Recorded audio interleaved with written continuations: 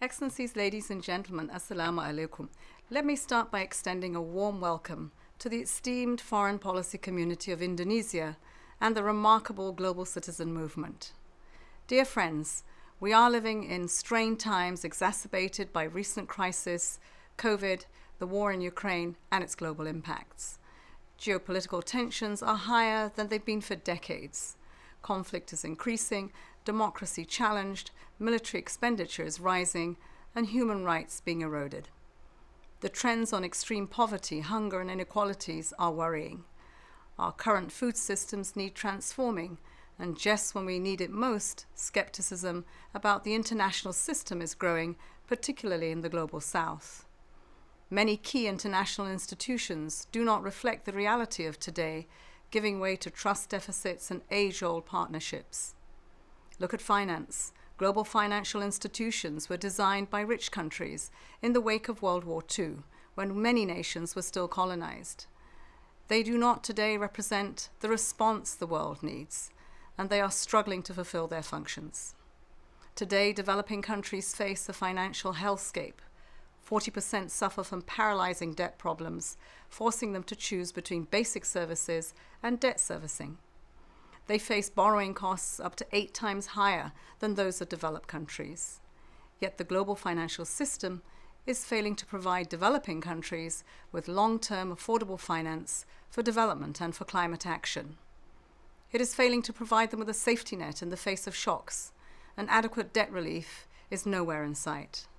Many developing countries look at the international system and too often see a lack of meaningful reform, double standards, and unfulfilled commitments.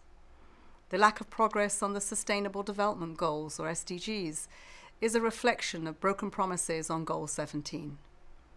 As we reach the midpoint of 2030 Agenda for Sustainable Development, the SDGs are dangerously off track.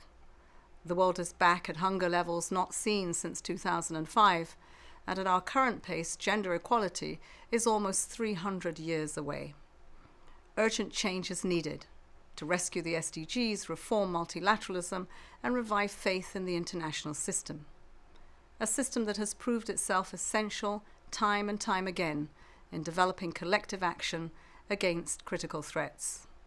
We need action, and we cannot give up. Last month, the United Nations Secretary-General presented his policy brief on a new agenda for peace to UN member states. It puts forward a vision of multilateral action for peace with action in a number of areas, from eliminating nuclear weapons to offering a vision for the reform of global governance mechanisms in peace and security. Peace is a driving force behind the work of the United Nations. Today's new threats to peace create new demands on us. The new peace agenda is our attempt to meet those demands. At the United Nations, we are urging your governments to debate the new agenda for peace and to engage with its proposals as part of their preparations for the Summit of the Future. Later this month, world leaders will gather in New York for the SDG Summit. They must use this opportunity to get the SDGs back on track. The Secretary-General has written to all world leaders, urging them to announce ambitious national and global commitments to SDG transformation at the summit in September.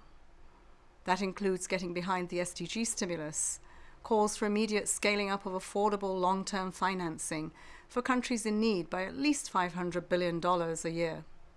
This would go a long way in closing today's SDG financing and investment gaps, and it is gaining increasing support. We also need deep-seated reform of the international financial architecture, deep structural reforms and increased capitalization of development banks, democratize global economic governance, increasing the voice and participation of developing countries in international financial institutions. We need the closing of long-standing gaps in debt resolution architecture and many other measures to massively scale up development and climate financing in a sustainable and a sustained manner.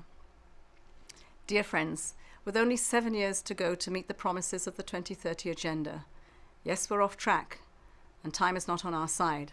So even though we are down at half-time, any given match is won in the second half.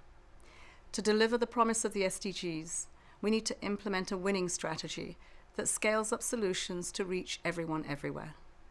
Together, as a collective of concerned citizens around the world, we can inspire and encourage governments to reform the international system, ensure that the SDGs are achieved, and revive faith in multilateralism at this critical time. Your voices matter. Your actions certainly count. Hold your leaders to account. Speak up for urgent action on social protection and jobs, climate crisis, and equality. Listen to one another. Learn from one another. We're betting on you, and you can bet on us at the United Nations. As Dr. Martin Luther King Jr. once said, we are now faced with the fact that tomorrow is today. We are confronted with the fierce urgency of now. In this unfolding conundrum of life and history, there is such a thing as being too late. There is no time for apathy or complacency. This is a time for vigorous and positive action. And so together, with your energy and commitment, we will bring us closer to delivering the promise of the SDGs. Today's town hall will, I hope, contribute in this mission. Thank you.